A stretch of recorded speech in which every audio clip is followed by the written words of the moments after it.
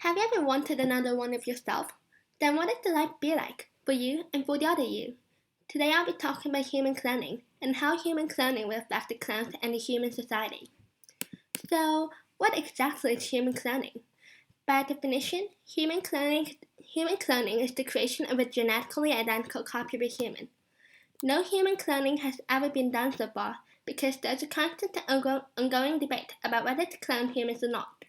Some say we should, but no, we shouldn't.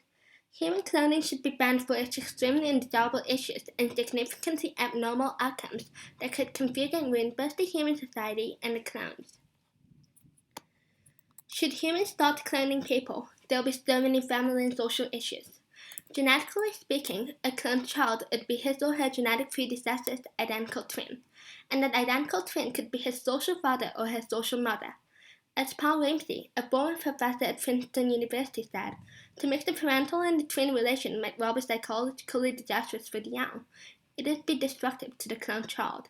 Such a radical alteration of family relationships would be distorting the generational boundaries, and that would add a great confusion to the society. But this is not all, though. Article 11 of UNESCO's Universal Declaration on the Human Genome and Human Rights declares that practices which are contrary to human dignity, such as reproductive cloning of human beings, are something that can't be taken away. Each and every person has their own value and are worthy of great respect and must be free from slavery, manipulation, and exploitation. And then there's the threat to individuality and uniqueness. Former US President Bill Clinton said that each human life is unique, born of a miracle that reaches beyond level 3 science. Once deprived of the uniqueness, humans' values will be belittled, and they'll be treated interchangeably because the society then will always be able to have clones who can substitute the humans. And this is a great assault on individuality and dignity. Now, experts say that when a child is deliberately made, it is easier to consider the child as a product, and it is highly likely that the clones will be considered second-class citizens due to their origins. Those who would rather clone humans argue that human cloning will make it possible to clone geniuses like Einstein and so improve life through their contributions. But there's no proof that an Einstein clone would become a genius or use the talent for social good. Singapore American Schools High School AP Biology teacher Dr. Pierce says that clones and original people they're cloned from may have like appearances and characteristics, but that doesn't mean that clones and humans will think alike or act the same.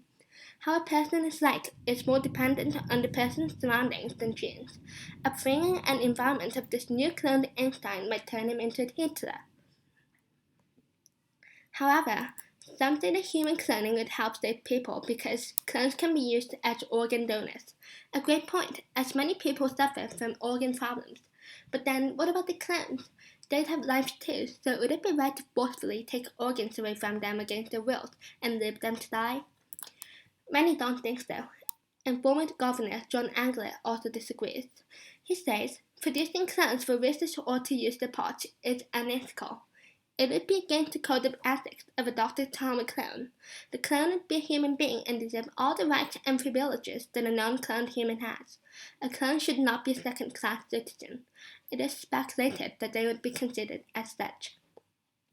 Even though clones may be from labs, they'd still be humans, and so it would be wrongful to treat them inhumanly.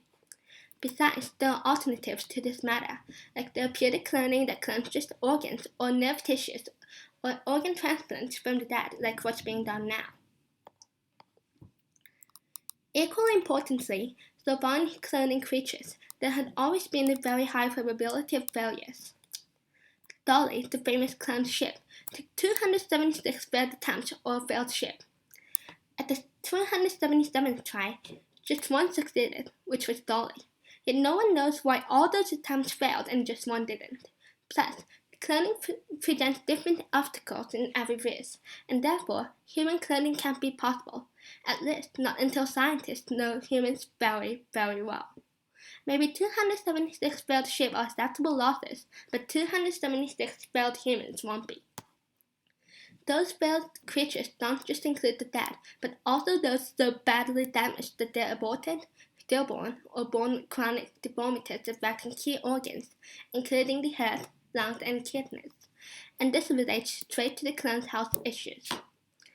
There are clear evidences that all the risk cloned animals are at a risk of abnormalities. The animals are all genetically or physically abnormal, a Daily Mail article said. The animals can have organ deformity, premature aging, massive obesity, and damaged immune systems that all affect their health. In support of this, the creator of Dolly the Ship, Professor Ian Wilmot, says, there is abundant evidence that cloning can and does go wrong, and no justification for believing this will not happen with humans. The widespread problems associated with clones have led to questions as to whether any clone is entirely normal. You'd have to be ill to be thinking of doing that. Then we have the issues in the clone's rights and emotional risks. If the clones are the replacement for the other humans who have died, the clones will receive great pressures knowing that they were born to serve as a replacement for another, says Patrick Dixon, a futurist and the chairman of Global Change. Moreover, people's possible prejudicial attitudes towards clowns can harm them, especially emotionally, and even deprive them of the rights they should have.